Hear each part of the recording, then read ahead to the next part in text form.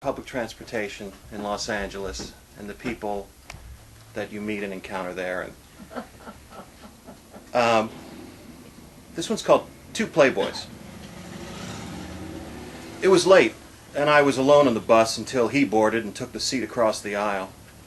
Settling in, he reached into his hip pocket, took out a glossy, digest-sized giveaway guide to the local strip clubs. Thumbing through, he paused to linger on a 2-page spread, a tacky series of shots documenting the contortions of an especially limber entertainer as she folded herself up like a mash note on the floor of an anonymous black stage. Catching a glimpse of me over his shoulder, he held the booklet up where he was sure I could see it, pushed out his pale tongue, then buried his face in the pictures and excitedly pretended to lick the pages, delighting in his own shamelessness. He could see, but his vision was poor, and he squinted the way some blind people do. It took some getting used to. And though without a tooth in his head, he somehow resembled Al Jarreau, right down to the singer's trademark ebullience.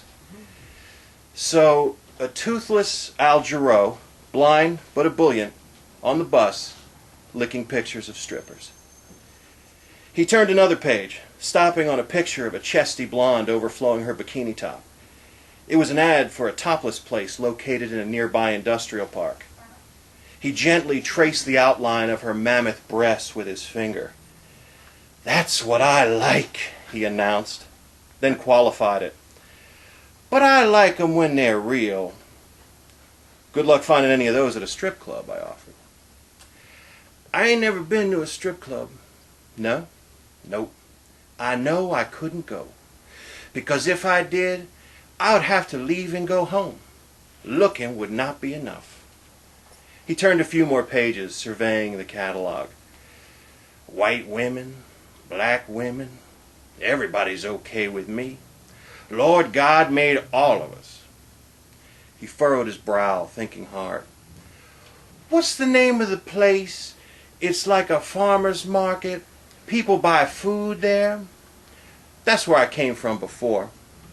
I saw so many beautiful women there. Women as beautiful as this." He pointed to the porn star on the cover. "I asked one lady, 'Is this heaven? Have I died and gone to heaven? Because this is what it must be like.'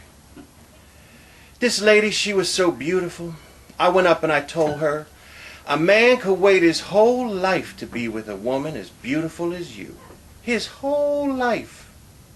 Her face got so flushed. She loved to hear that." He continued browsing the pictures before selecting a full-page ad of a stripper in a thong to present to me.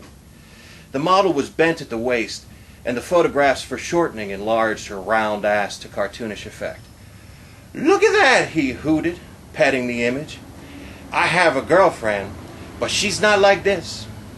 He closed the guide as if it had become too much for him, and turned in his seat to better face me. "I had a girl, Yolanda. She had those great big calves and thick, solid thighs. Whoo!" He shook his head. "What happened to her?" "I don't know what happened to her," he said, genuinely uncertain. He thought a moment. "I was on medication then, so I couldn't even fuck her. All I could do was lick her pussy and kiss her titties. I wish I could find her again.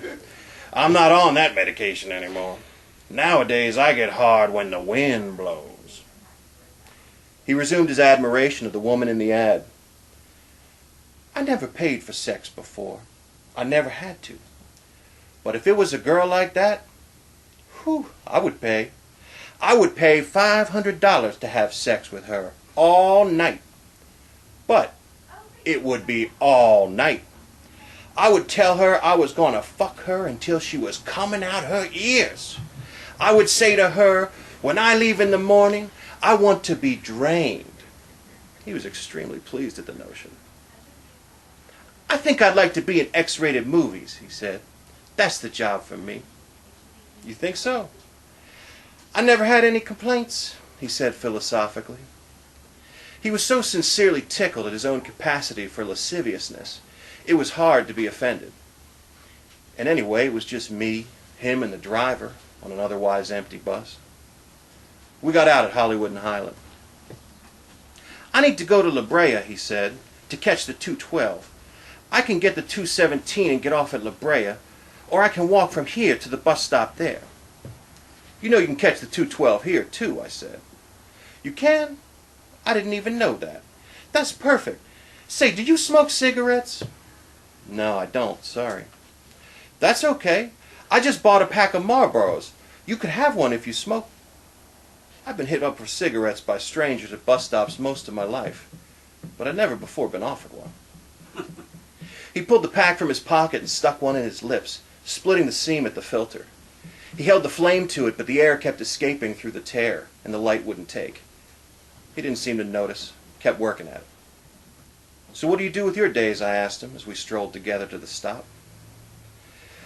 "Well, today I went to see my attorney about my lawsuit. It's $1 million lawsuit. I agreed he gets 1/3. I think 1/3 of $1 million is $300,000. Close enough. Kleinman and Morris. It's a famous law firm. Have you heard of it?" "No, but I don't really know law firms." "Kleinman and Morris. My lawyer's in charge. He has a whole bunch of other lawyers work for him. It's a whole office full of lawyers, and I get the boss." He considered it a minute. "You know about Jewish people, right? That's how I know he's going to work hard to help me, 'cause then he'll get $300,000. "Nobody doesn't like getting paid," I said. "That's right. He'll get that, and I'll get what's left over." "What's your lawsuit about?" "You know where Hollywood Boulevard and Western is? Down there," he pointed. "That's where it happened. I was on Hollywood Boulevard at Western. I was hit by a..." It was a noisy night, and his missing teeth made the word completely unintelligible. "I'm sorry," I said. "You were hit by a what?" "A ambulance," he repeated. "You were hit by an ambulance?" He nodded. "My lawyer says I was lucky. Because I'm a 46-year-old man, I didn't have to be wearing a bicycle helmet. If I had been 18 or under, it would have been against the law to not have one on. I wouldn't have a case." "So was it racing off somewhere?" "No, she just wasn't paying attention because she was talking on her cell phone. 6 people saw her and wrote down the license plate number." "She hit and run you?" "She hit and run me. I don't think she knew she even hit me." "What happened?" "I was riding my mountain bike along Hollywood." I tried to picture him riding a mountain bike along busy Hollywood Boulevard. "I was going to get up on the sidewalk, and she came around the corner and hit me. I spun around a bunch of times and cracked my head on the concrete. My head was split right open." "Man," I said, picturing the scene.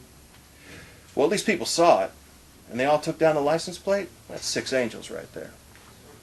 "Yes," he agreed. "God was with me." He bent forward, blinking at the traffic.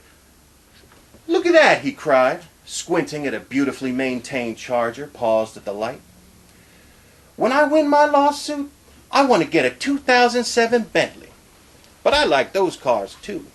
Muscle cars. Those old Chargers, or a Camaro, or a Chrysler Columbus. I know a lot about cars. You know the Lamborghini? The new Lamborghini has a jet engine in it." "A jet engine?" I asked skeptically. "Oh, maybe not a jet engine, not the same size as planes have. Those are really big. Maybe they say it works the same way. Maybe that's what it is." He surveyed the trendy clothing retailers in the mall behind us. "You know, these stores around here, they're expensive. You go shopping in them, pretty soon you won't have any money left. That's not where my money's going to go. I invest in property." Sounds like a smart way to go.